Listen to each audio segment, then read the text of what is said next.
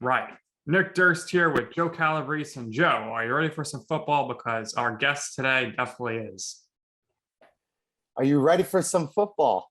Now joining us is Michele Tafoya of NBC Sunday Night Football, Primetime's #1 show for an unprecedented 10 consecutive years. She will be on the sidelines for NBC's 2 games on the season's opening weekend, the Thursday night kickoff game between the Dallas Cowboys and the Super Bowl champion Tampa Bay Buccaneers at 8:20 p.m., and then on Sunday in Los Angeles, where the Chicago Bears will visit the Los Angeles Rams. Michele, thank you for joining our show today, and thank you for joining us right before the start of the 2021 season. Really appreciate it. Hey, guys. Good to be with you. Thanks for having me. So, Michele, before we talk about anything football-wise or anything like that or your career, just wanted to know, how was it this last Olympics? Obviously very different for you. One of the very few people in the buildings at events. How did this Olympics really compare as far as difficulty goes for you doing your job versus past ones?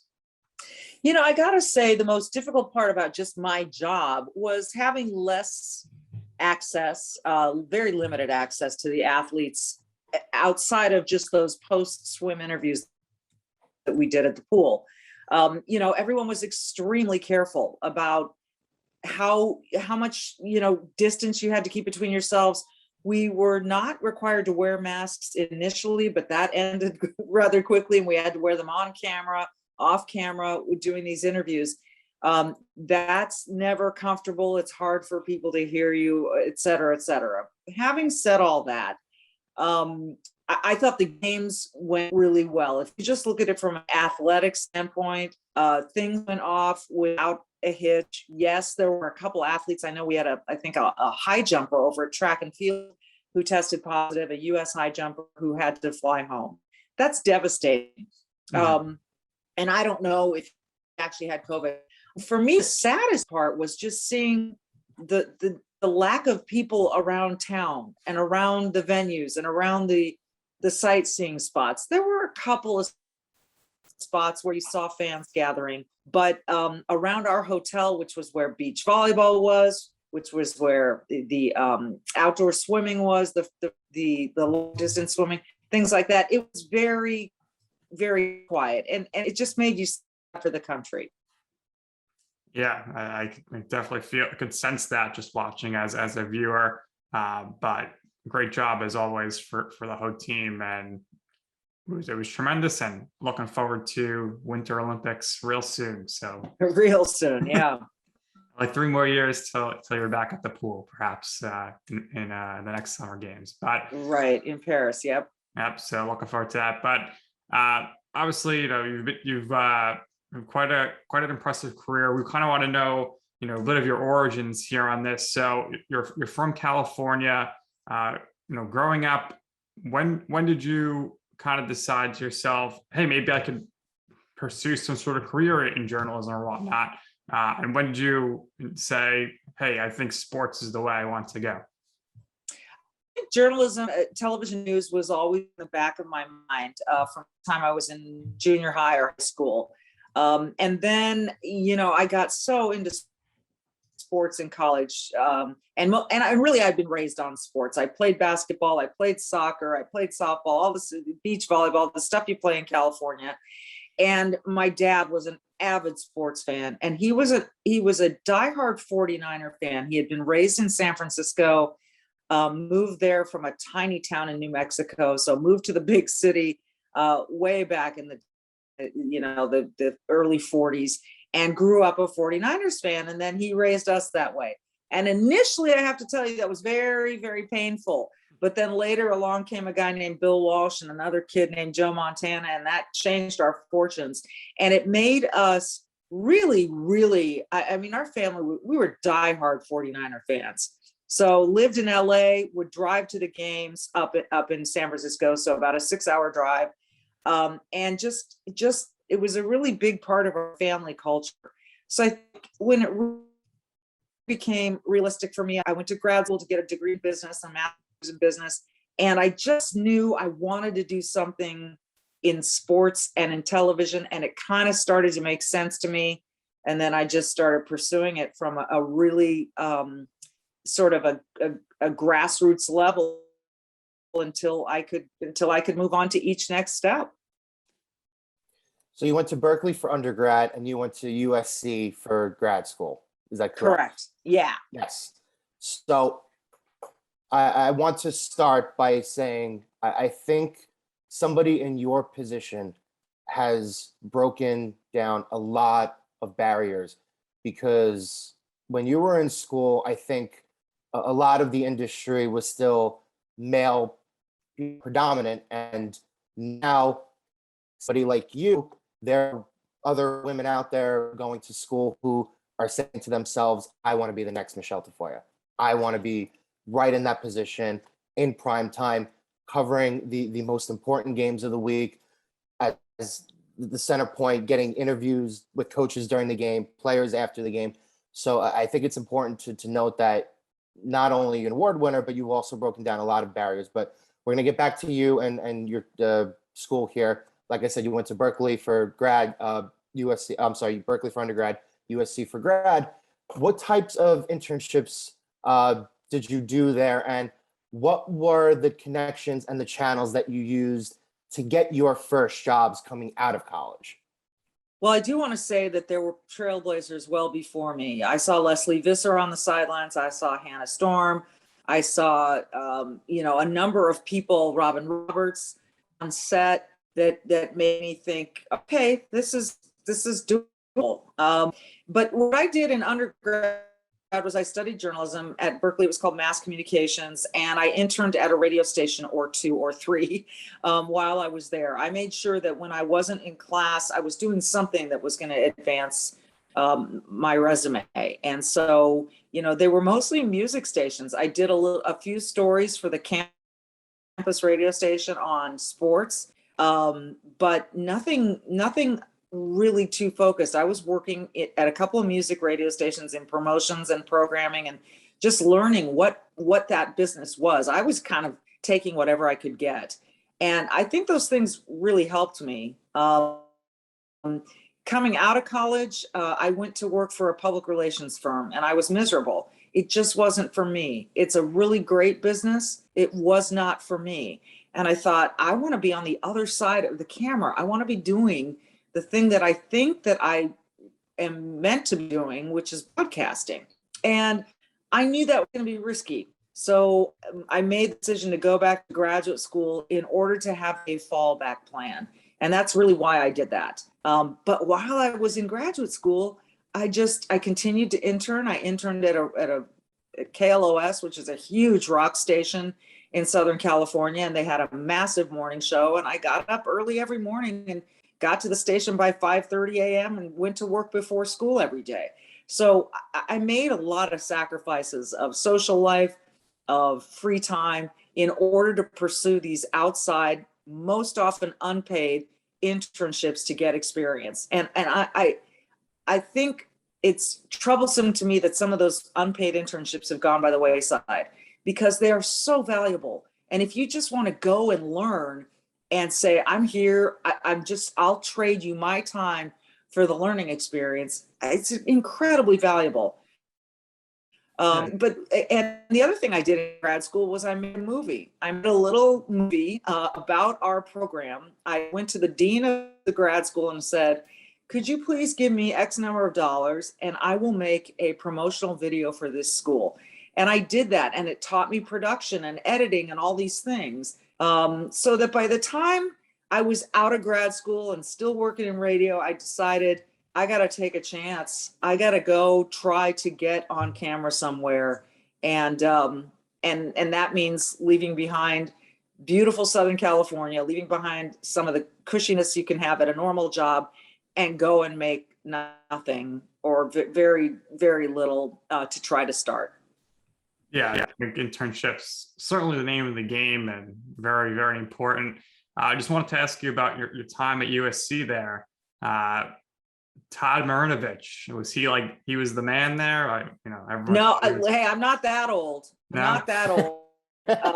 No, I don't think Marinovich was the quarterback when I was there. So I think that was pre my grad school days, if I'm not mistaken, unless you have years in front of you that I thought he you tell played me. in 1990s. So no, I'm not sure, but Did he? Well, you know what?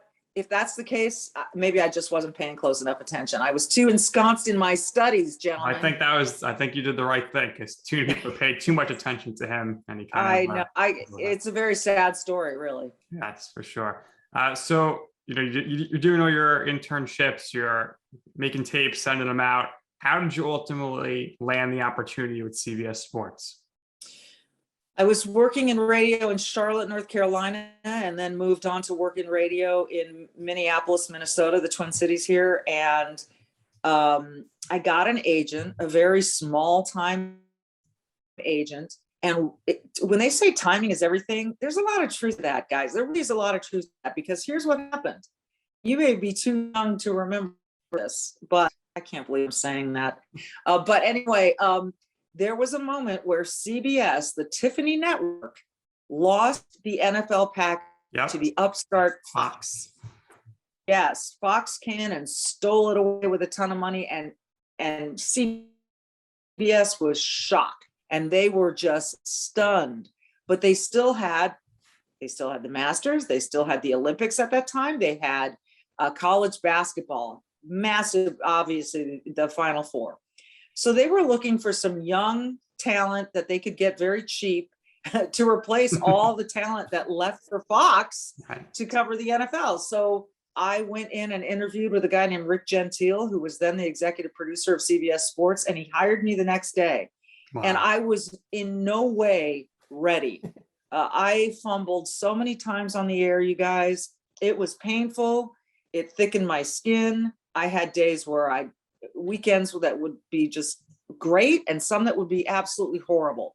But I hung in there, and I took all the criticism, and I got all the scars, but that's how it started.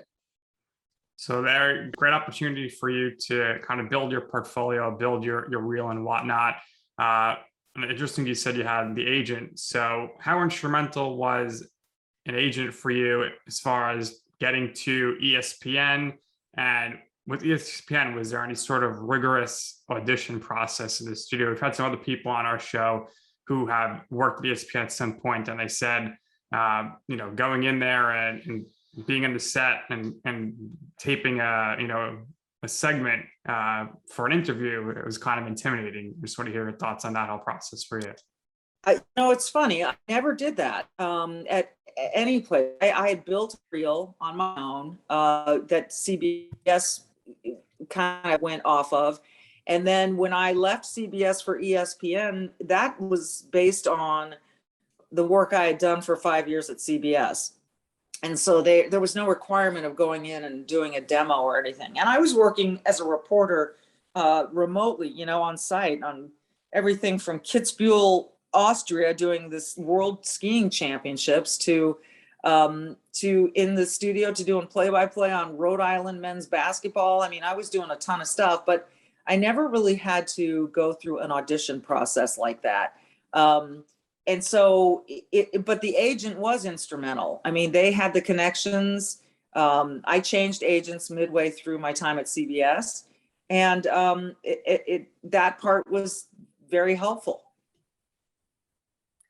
So I want to follow that up by asking, do you think representation ultimately is needed? Because we've had a range of guests, fortunately, who have joined us. A lot of bigger ones have said, yes, needed. Others have said, no, they would feel much more comfortable speaking on their own behalf. And I think pretty much from what Nick and I have gathered, it's 50-50. I think it's a little more than that in the real world. And then the second part to this question is, I'm sure other people have reached out to you and kind of asked you a similar question. So is there anybody off the top of your head that you can share with us or name with us who has previously reached out to you in the past and kind of asked you for that kind of guidance and assistance? So starting with the first part in the representation, it's been very helpful to me because we're talking about negotiating with major networks.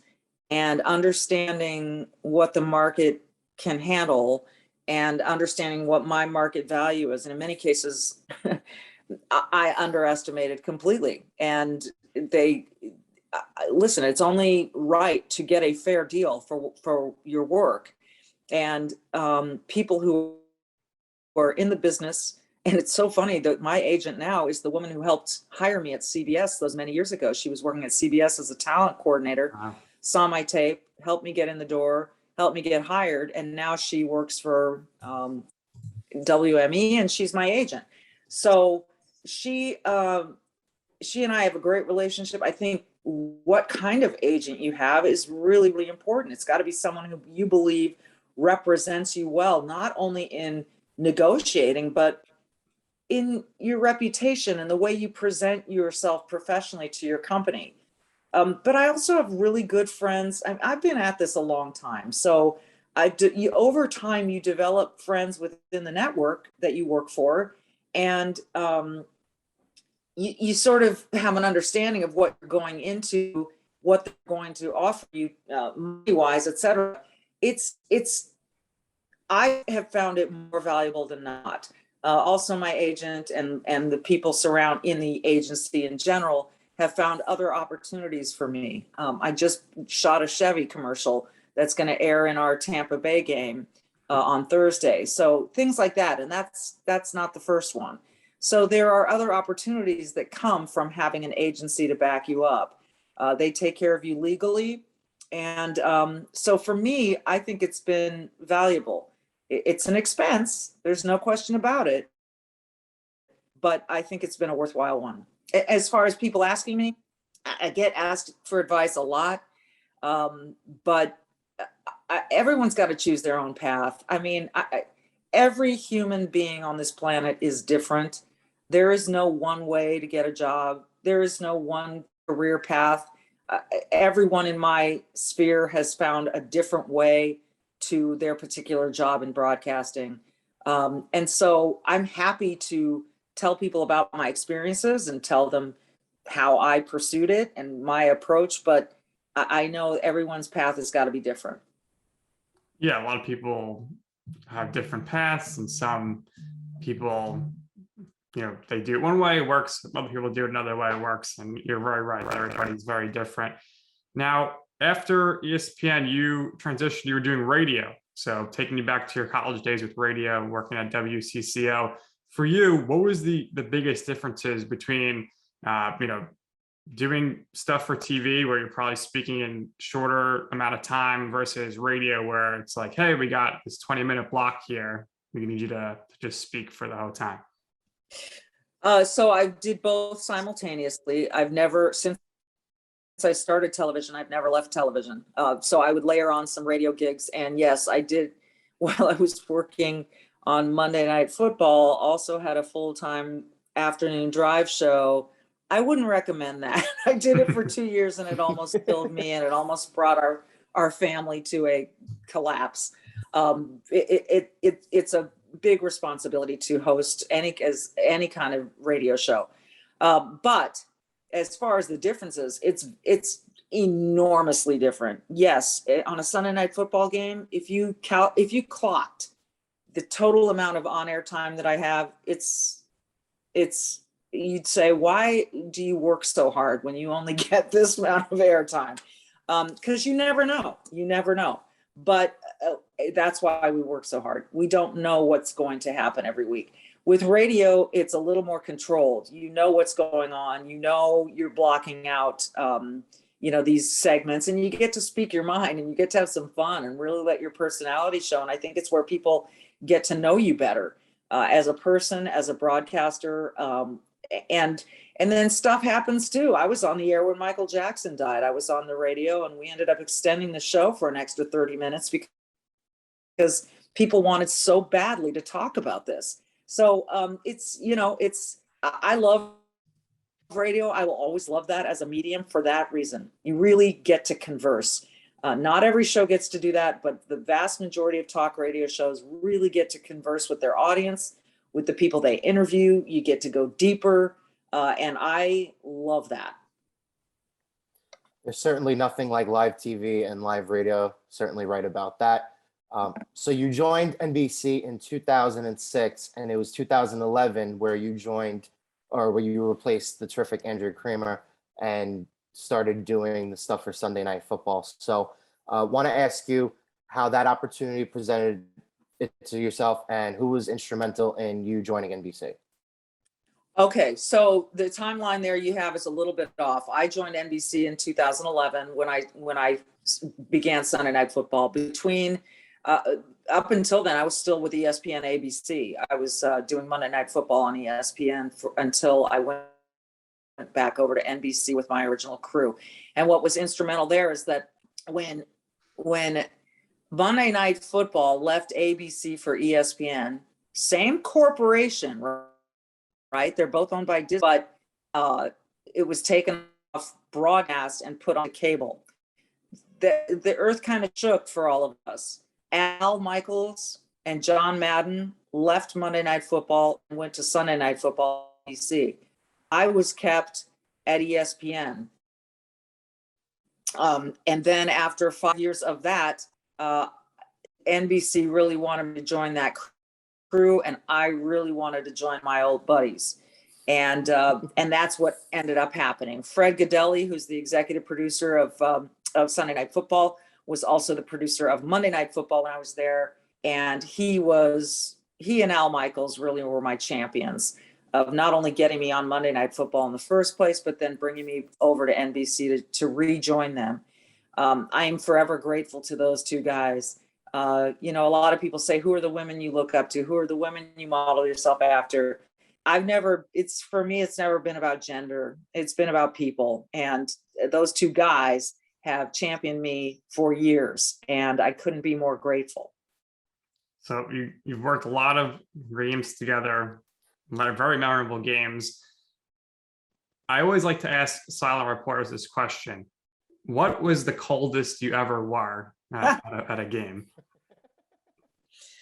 I think this has got to be a tie. We did the third coldest game in NFL history, -6 or 7 degrees here in Minnesota where I live, outdoors, because the Metrodome had been torn down, and we were building the new Viking Stadium, US Bank Stadium. So the Vikings were playing their games at TCF Bank Stadium, which was the Minnesota Golden Gopher Stadium. It was going to be outdoors in January, -7 at kickoff. It was historic, and there were a lot of things we had to do to survive that game. And everyone working that game, whether you were a security guy or a camera person or the sideline reporter, we all had a common enemy, and that was the cold. And so we were all sort of in it together. But there was another game. I was working at ESPN, and I was doing Monday night countdown hits before a Chicago game in December that was absolutely painful. There have been, absolutely ridiculously painful. There was another game in Boston, New England, that was ridiculous and insane. So I'd say that those three come immediately to mind. And once you're done with those games and you get off the air and you're finally in a warm car going back to the hotel or wherever you're going, you feel like you've conquered something massive. Yeah, I could only imagine the pain of being out there.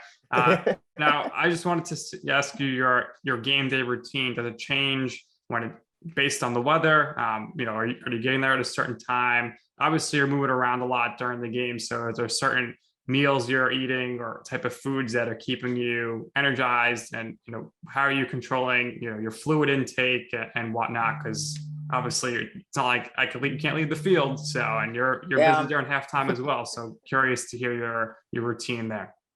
We get up bright and early and have a meeting in the morning. We go through all the graphics and the roll-ins that are going to be part of the show. Then I get a workout in, get some sort of meal, a breakfast or a brunch or a lunch, go to makeup, spend time there. And then we leave usually about 3 hours, maybe 3.5 hours before kickoff.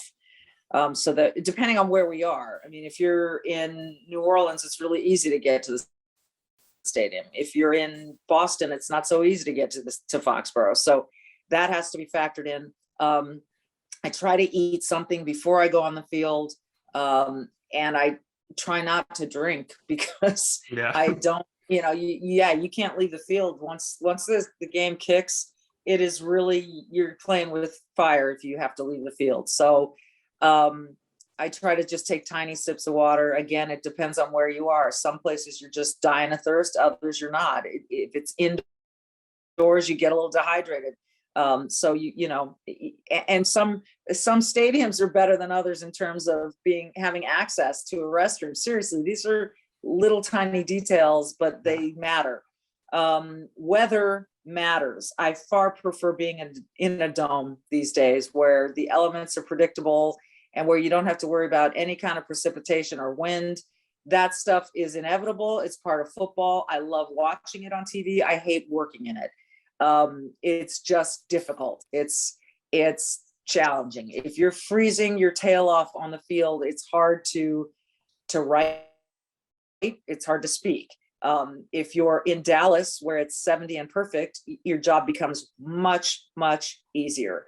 So that's just a personal thing that I've come to really appreciate domes, and thank God they built one here in Minnesota.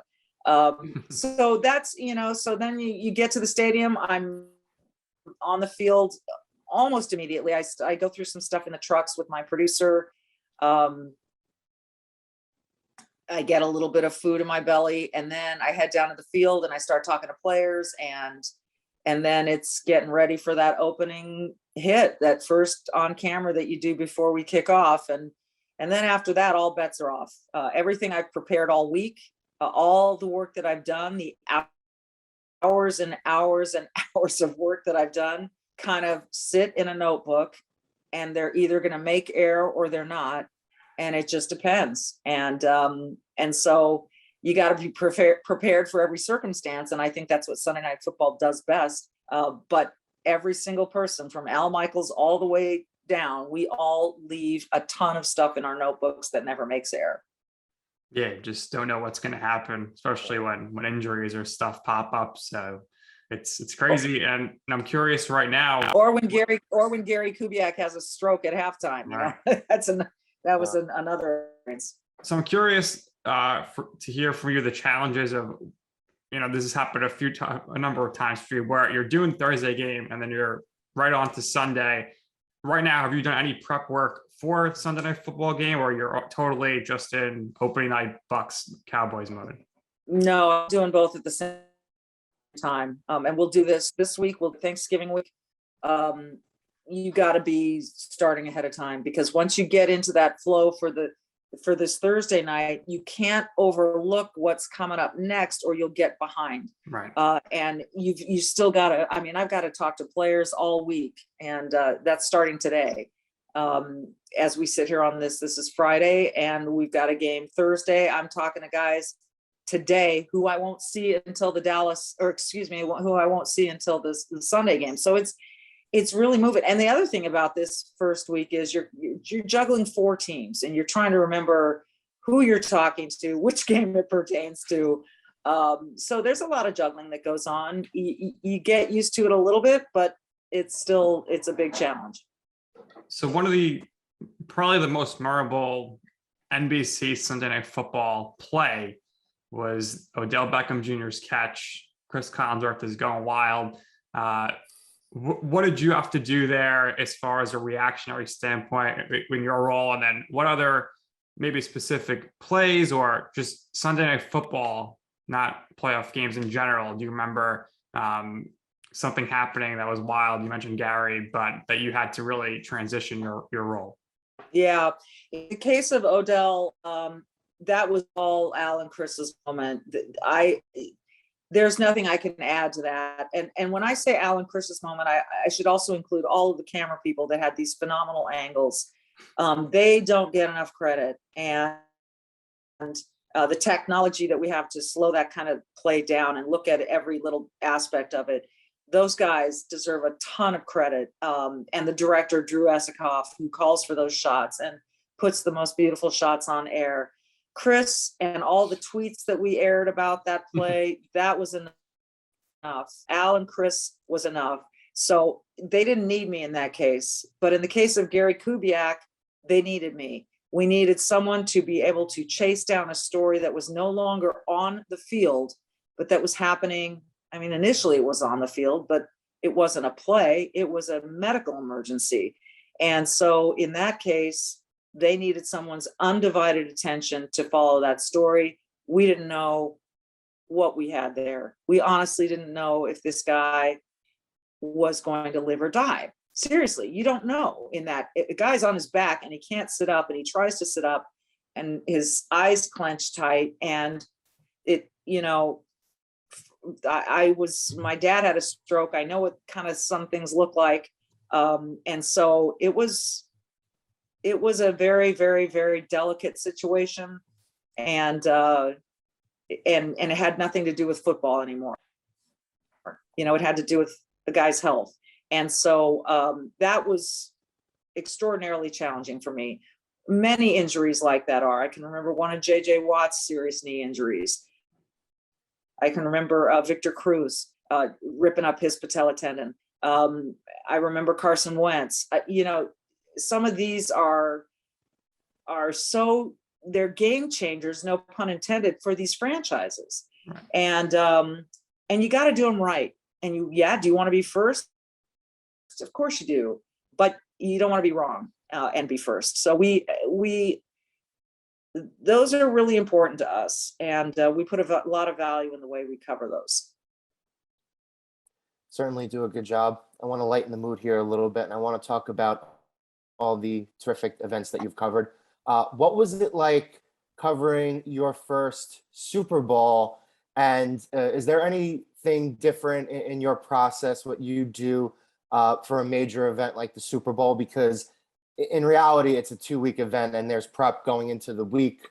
Then there's the bye Sunday, and then there's media week, and you have a conglomeration of a lot of people from around the country. So what was it like covering your first Super Bowl? And again, is there any process that's different from what you usually do? My first Super Bowl was the Pittsburgh Steelers and Seattle Seahawks. Is that right? Yes, that is right. I'm trying to remember, honestly. And Susie Colbert and I were the two sideline reporters. Fred Godelli was the producer. Drew Esikoff was the director.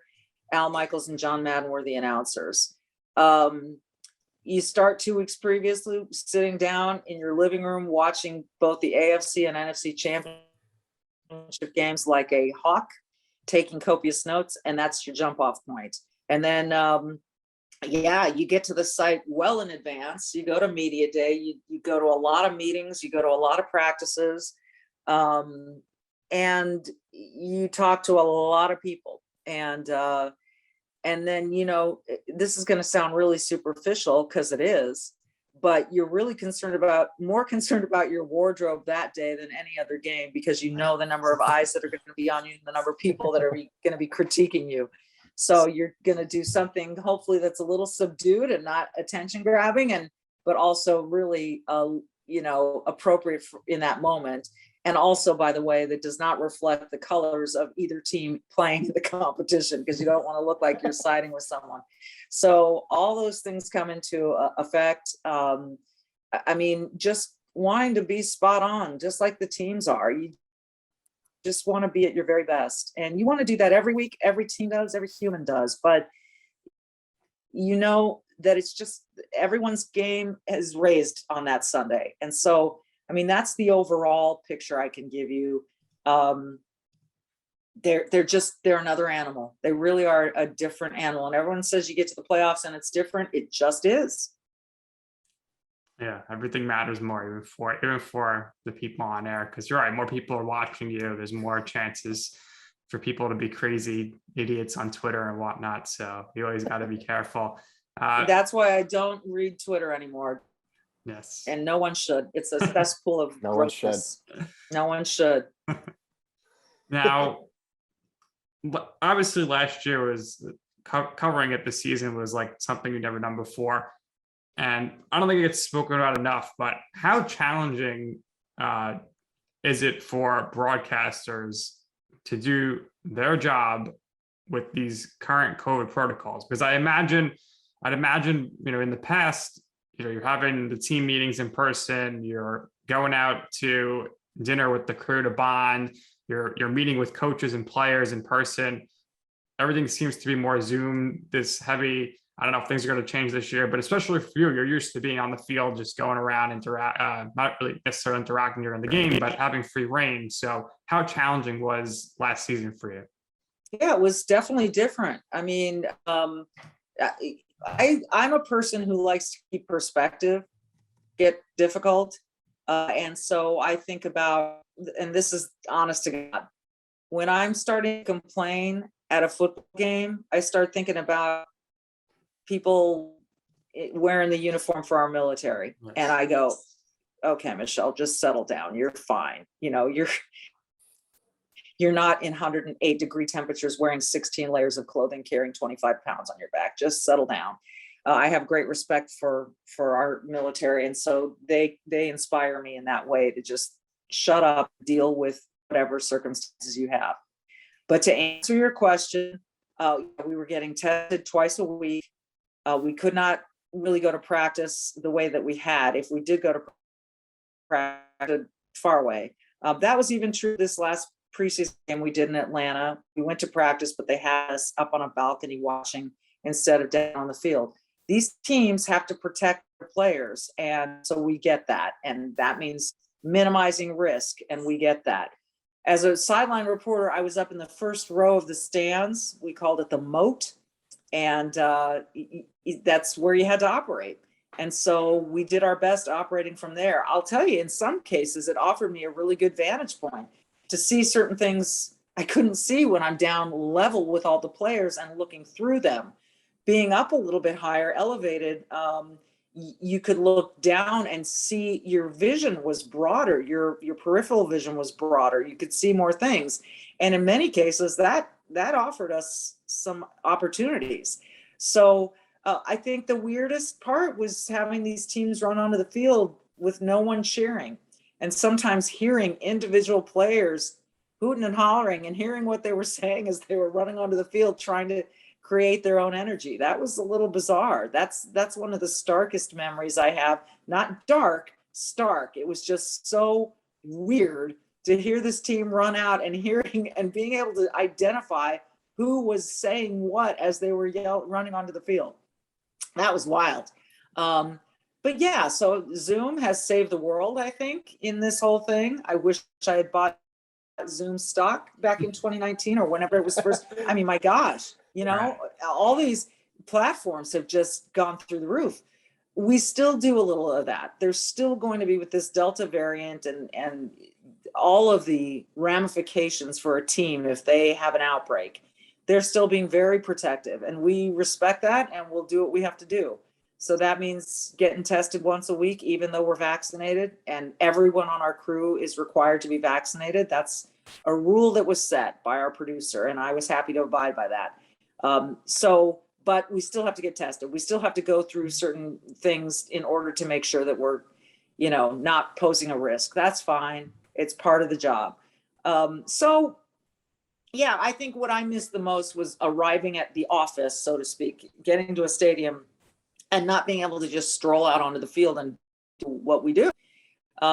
We had to be sequestered into a little room until game time, and we had our little spot in the stands, and you're kind of relegated to that spot, and it was challenging. So, but got through it. The league got that season in remarkable fashion. Yeah, and one of my favorite parts about Sunday Night Football is always your post-game interviews on the field with Tom Brady. Yeah, they always he always takes time to address his family. I mean, I always enjoy those. But last year, watching you have to do these interviews from the stands. I mean, were you wearing a headset? Like, how did you? Or I guess nobody was there. Was it difficult to do those interviews while you're on the stands looking down at them? No, because I have my IFB, so I can always hear whatever someone's saying to a microphone. The IFB, the little earpieces you see people wearing on air. The player would go get a headset on, and stand in front of a microphone with a monitor nearby so they could see me. I could see them through my monitor. And the funny doing Travis Kelce after a Chiefs win, and he's talking and he forgets, he says Denver instead of Vegas. And before I get a chance to even chime in and correct him or redirect him, here comes Patrick Mahomes with a thing of freezing cold water and pours it down his back. And that's one of my favorite moments in a post-game interview because of the sound that Kelce made when that freezing cold water went down his neck. And anyway, it was just hysterical, and it was funny to see Patrick do that.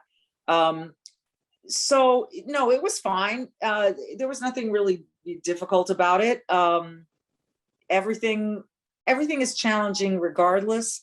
So when a little bit of extra challenge is added on, I don't know, you just deal with it.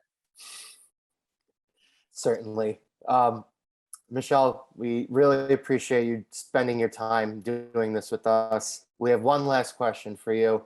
Nick mentioned this at the top with Olympics coverage. You've gotten to cover amazing events, Super Bowls, US Opens, NCAA tournaments.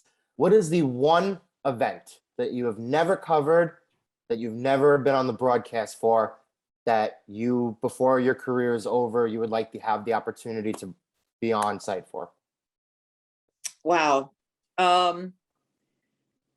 It's interesting because the events that I don't cover, I often go to as a fan. I guess if my son were ever to make it to the major leagues, he's a baseball player, I'd want to be there covering that. Honestly, I have had so many, I don't have any regrets or any boxes that haven't been checked in my career. I mean, you do Super Bowls, you do NBA finals, you do Olympic games. And, I could think about golf. I love golf. I love the Ryder Cup, maybe the Ryder Cup. I love the Open Championship. So, but I don't have a desire to broadcast those. I just want to be there to watch them. I've done US Open tennis. I've done a lot of things that throughout these many years. So I honestly don't feel like there's an event that is still, that evades me. I'm so lucky.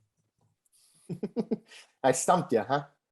You stumped me, but I'll tell you what, if they're ever saying, batting eighth for the, Minnesota Twins, sorry, not the New York Yankees. Actually, whatever team, if he ever made a team, and I'd love to be there for that. If he's ever in the College World Series, I'd love to be there for that. I'm not saying that's his trajectory, but that'd be awesome. Or if my daughter, makes the U.S. women's soccer team, I'd love to be there for that. Those are the only dream scenarios I can come up with. Got a family full of athletes. We wish your children the best of luck, and we wish you the best of luck as well. Once again, thank you for doing this. We appreciate it. What we do here is we always give our guests the last word. So if there's anything else you would like to share, if there's anything else you would like to promote, please go watch Thursday Night Football, watch the opening game between the Cowboys and the Buccaneers, watch Sunday Night Football, the Bears and the Rams. You're going to be very, very busy this upcoming weekend, this upcoming season. Good luck on the 2021 season. And like I said, if there's anything else you would like to share or promote, go right ahead. The only thing I'd want to say is sound really corny and dorky, but I really don't care. I really don't care. Is just, gosh dang it, people, support our troops, stop fighting with each other. We are fortunate enough to live in the greatest country in the world, given the freedoms that we have, the ability we have to have a podcast like this, say whatever we want. Working in one of the most high profile jobs a woman can have. That doesn't exist everywhere. Let's start appreciating what we do have and supporting one another and getting back on track. I love this country. It's afforded my Latino father and my Irish German mother to come from nothing and raise 4 kids to be able to do whatever we wanted. And I want that for my kids as well. Well said. Totally agree on all that. So that's going to do it. And I'm sorry about your New York Jets. That is a Jets shirt, right? It is. But you know what? It only takes one player, one coach to change the trajectory of a franchise. I am very satisfied with the direction that General Manager Joe Douglas has taken the team. I think we still need to wait and see. I am a Jets fan. Nick is a Giants fan. So the dichotomy and the blend here that you get usually when it comes to football talk, we both follow up on our teams, but thank you. Hopefully they'll be better this season. I do like. He's a realistic Jets fan now. He knows. I am realistic. You seem very grounded. I try to be. Thanks again, Michele. Thanks, you guys. I appreciate it. So that's going to do it here for this episode of You Know I'm Right for our very special guest, Michele Tafoya, and my co-host, Joe Calabrese. I am Nick Durst, and this has been You Know I'm Right.